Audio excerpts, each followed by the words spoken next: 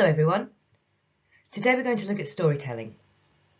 Now I know many of you use stories in your classrooms quite regularly and I know that you've been using them in your online classrooms. So today is going to be a bit of a recap on why we tell stories, what makes a good story, and how to most effectively do storytelling in the classroom and of course in our online classrooms. And we'll be going beyond using stories in the primary classroom to look at how we might use them with our older students.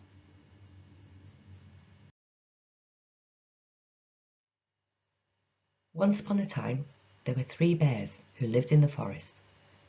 Mummy Bear, Daddy Bear, and this little bear.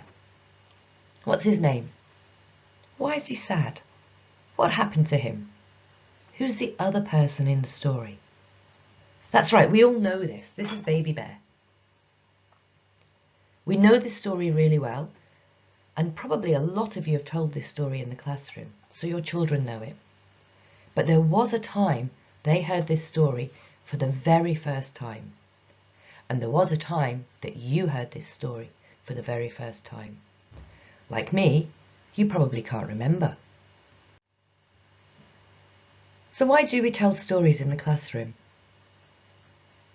If you're a primary school teacher or a kindergarten teacher, you know that children love stories, and it's part of what we do as teachers. But we can tell stories to any student.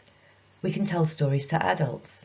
It's part of who we are as human beings to tell and listen to stories. Why do we tell stories in real life?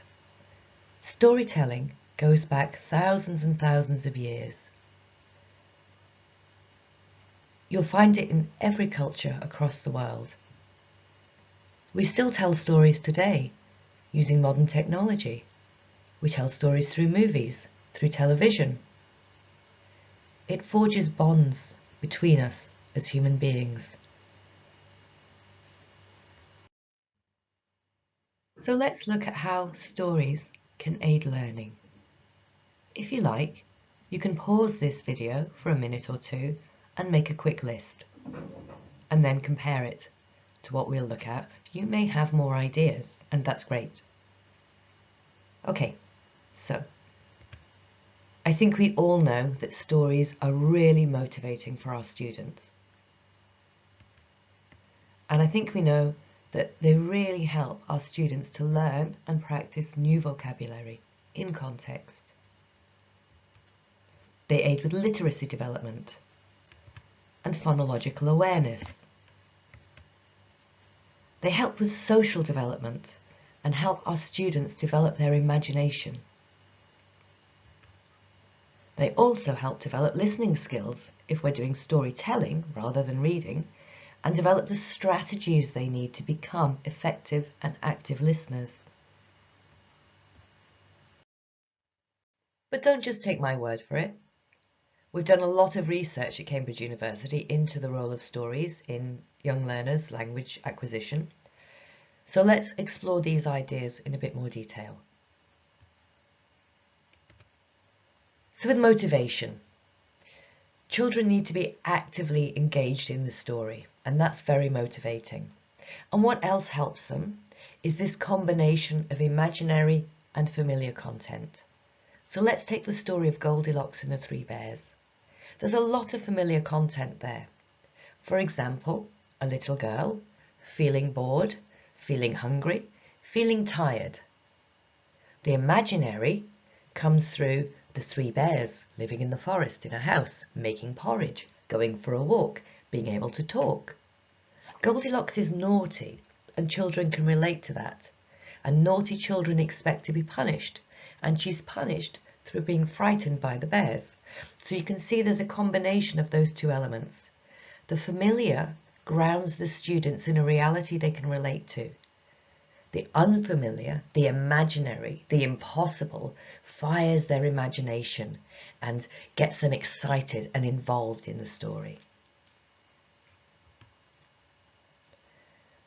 With vocabulary acquisition, it's not just the story that helps them acquire the vocabulary.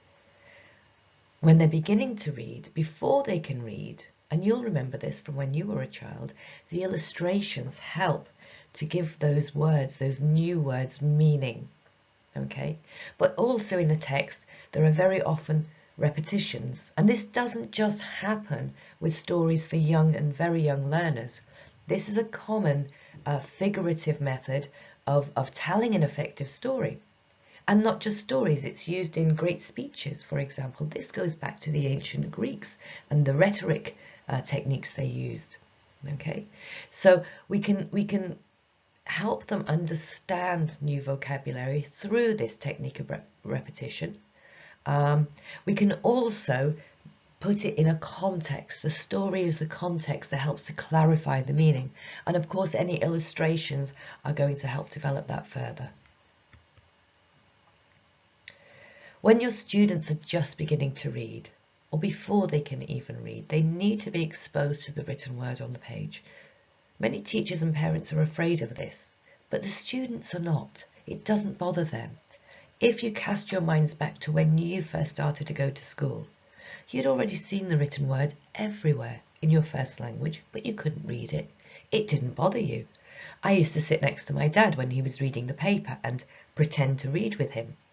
That gave me a familiarity and a comfort and confidence with the written word. I wasn't afraid of it. I knew one day I would be able to read those words. So being aware of print and the fact that print equals the written word, which equals the spoken word, really helps to develop our students' confidence when they first start then trying to learn to read and understand the written word. The same with phonological awareness. It's not just about sounds, but taking those sounds and looking at how then they correspond to the printed word.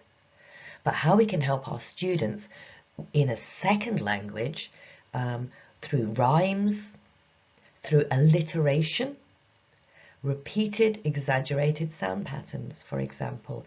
You'll see this in a lot of young learners reading books and readers. You'll see repetitions of sounds as well as words, and this helps them to understand the sounds of English and then eventually understand how they are written.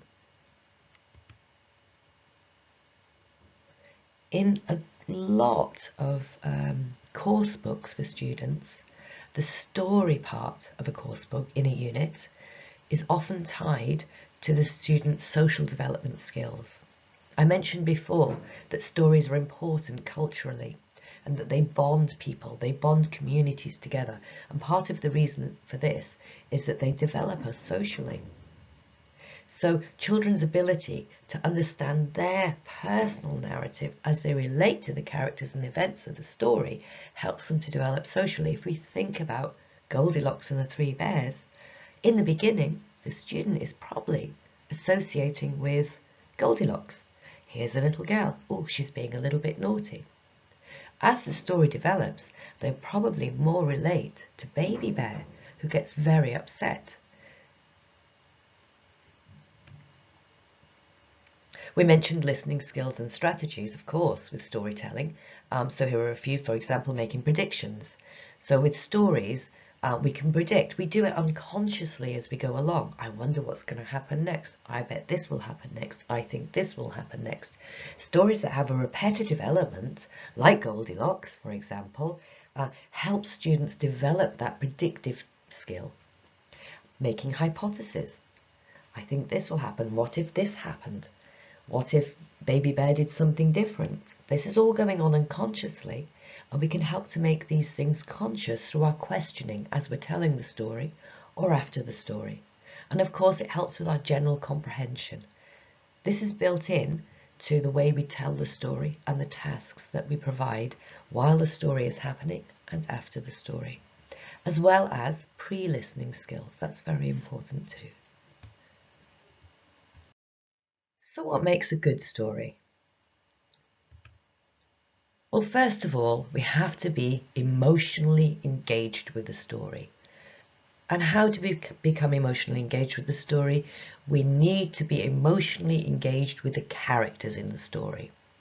That doesn't mean to say we have to be the same as them. but we have to invest something in them and care about them. I think we also need to be intellectually engaged. So let's look at the difference between these two things. So emotional engagement will mean caring about what happens to the characters. And that carries you along because you want to see what happens to them. Whereas intellectual engagement might be, we care about the plot. We want to know what happens next. We start making predictions. We start thinking about the structure of the plot. So what's going to happen when Baby Bear finds out that Goldilocks is sleeping in his bed? From an emotional perspective, we're a little bit worried about him and his feelings. We're a little bit worried about Goldilocks. We hope it will be okay. From an intellectual standpoint, we can start making predictions. Well, he got upset when she ate the porridge, and he said, "Who's been eating all my porridge?" So perhaps he'll say, "Who's sleeping in my bed?" So we can predict the language content as well as the events of the story, and that engages us intellectually. It prompts curiosity. This is connected. It's connected to the hypothesis.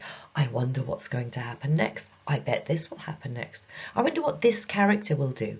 I expect this character might do this. There needs to be a clear structure. Okay, most stories have a beginning, a middle, and an end. Sophisticated stories, especially for older learners, and we see this through movies and television, the beginning might not be at the beginning. They can switch that order a little bit, but there needs to be a beginning at some point, and there definitely needs to be an end. Without a clear structure, we get lost along the way. We don't know where it's going. Okay, so we need to be able to follow some kind of a structure to be able to be emotionally, intellectually engaged, to be curious about it. There needs to be a degree of tension. Even in a happy story, even in a funny story, there needs to be a level of tension. Something's going to happen. What's going to happen? Oh no, what's going to happen to this character? Something bad's coming, something interesting, something surprising's coming. So some tension is always needed in a story to keep the students engaged. And emotional contrasts. If the story is happy all the way through, there's no tension and no real structure and no reason to be engaged. So emotional contrasts might be sad to happy, afraid to relieved, for example.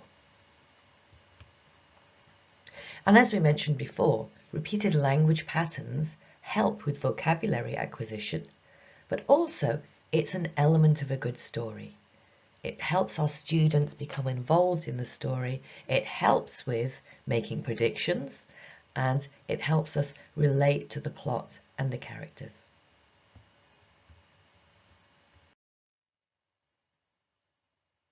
Here are some stories.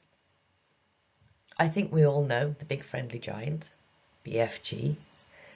If we don't, we certainly know Roald Dahl, one of the greatest story writers, storytellers of all time. But who can we see on the other side? Who is this character? It's just a silhouette. Or one of the greatest characters of stories of all time. This is Sherlock Holmes. Sherlock Holmes is not for very young children, but it's a great example of a character in a series of stories for older learners and adults. And Sherlock Holmes has been popular since the day it was written. There was a remake very recently on BBC, very, very popular, updated. So it shows how important the characters are. Everyone knows Sherlock Holmes, even if they can't remember some of the stories. And in the middle, we've got my favourite story from when I was a child, about 8 years old. I was sick in bed and my neighbour brought me around this book. And it was called The Magic Faraway Tree. And I was already a great reader. I loved reading, but this book took me to such extraordinary places. I read it again and again, and it had all the elements that we looked at earlier. I was curious, I cared about the characters, I cared about the story. It was grounded in real life with 3 children who went to stay with their grandmother, but they had a magic tree where they climbed up it, and it took them on amazing adventures because there were imaginary, well, for them, real worlds at the top of this tree, and they went into a different world on every new adventure. I wanted to be in that story. I used to create my own stories about it in my head. It's a very powerful book. So the best stories take us on amazing adventures that stay with us long after the story has finished. So how can we make our storytelling effective? If you have a look at the picture on the slide here next to me, you can see that this storyteller isn't using technology. He isn't using a slideshow. He isn't using Presentation Plus. It's not a movie. It's not a video. It's not a cartoon. He's not even using a book. He's just using the power of the story and his storytelling techniques. And these are techniques that we can all learn. So let's have a little look. For storytelling to be very effective, it's worth thinking about the following things. Bearing in mind the student's personal interests. That doesn't mean only using stories if the characters or the plot contains elements that the students are familiar with in terms of the same hobbies or the same interests or the characters are the same age. But what it means is when you're telling a story, if something comes up that you can relate to the class or even better, individual students, do that. Maybe one of the characters in the story is riding a bike and you can say, oh, yes, Janet, you've got a bike like that, haven't you? And I think you had trouble riding the bike the same way this character did, but how did you feel when you learned to ride the bike on your own? Was it the same as the characters? Something like that. That brings the students into the story and helps them relate to the characters and the problems they're going through and the successes they have. So obviously we have to encourage interaction. Not just about the meaning of the story or the meaning of the words, but the story itself. Encourage questions. What do you think is going to happen next? How do you think this character feels? With younger learners, they can touch and point to the pictures. That helps with vocabulary, but also with engaging them with the story itself and the things in the story. As we said before, lots of stories have repetitive phrases, repetitive words.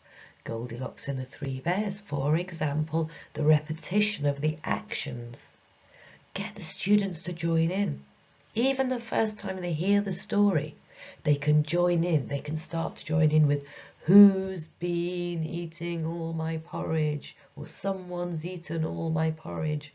Someone's been sitting in my chair, etc., etc. If we start doing actions from the beginning, your students will naturally join in. The next time we visit that story, they'll be familiar with the actions and the phrases and they can join in immediately. And that really aids with learning. The more involved they are, the more they interact with the story, the faster they're going to learn. Really use the illustrations. There are beautiful illustrations in all of our learners' books. All of the readers, every storybook for children has amazing illustrations. So getting the students involved with those pictures helps them to understand and retain vocabulary, but also helps them become involved with the story. We've already looked at this a little bit to talk about non-immediate talk, so make sure you do pause while reading and certainly after reading and also before reading to include this non-immediate talk to make those connections, making connections to the world outside the text. We talked about this when we were looking at, the personal interests of the children, but we can relate it to other things. Or to ask your students why things are happening. Dig a little deeper, not just what's happening or what do you think will happen next. Why is this happening? Why do you think this will happen? Why is this character behaving like this? We can even stop to talk about the meaning of words, not in a boring way, not say, here's a new word, what does this mean? But to get them to explore it. So we can say, Goldilocks woke up and she was terrified. So you can say, Goldilocks was terrified. Show me your terrified face. Tell me a word that means the same. Is it like scared? Yes. Is it stronger than scared? Show me your scared face. Now show me your terrified face. So we can integrate this into the story itself. It's not stopping the story to do a boring language focus. It's bringing that language focus into the storytelling technique. So all that's left is to choose your story, get prepared, and tell your story.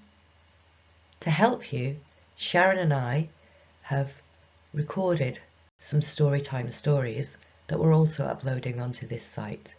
We've started with some for young learners, and I'll be doing some for our older learners as well.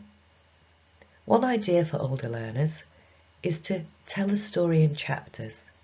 Take a book and tell it in chapters. That keeps them engaged. So it might be Sherlock Holmes. If you're ambitious, it might be Harry Potter. Although we want to develop our older learners' reading skills, storytelling is a very powerful tool. Podcasts and audiobooks are very popular now amongst adults as well as our learners, and it's something they can do while they're doing other things. So don't forget the power of storytelling. Yes, we want our students to read.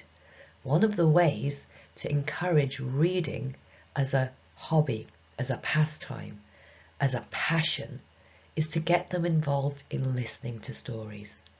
So you can record yourself telling a story, you can use one of our recordings, or you can get our students involved with audiobooks, for example. I hope you've enjoyed this session. I hope it's been useful. Please use some of our stories, but use your own, use your imagination, and enjoy telling stories to your learners. Thank you very much.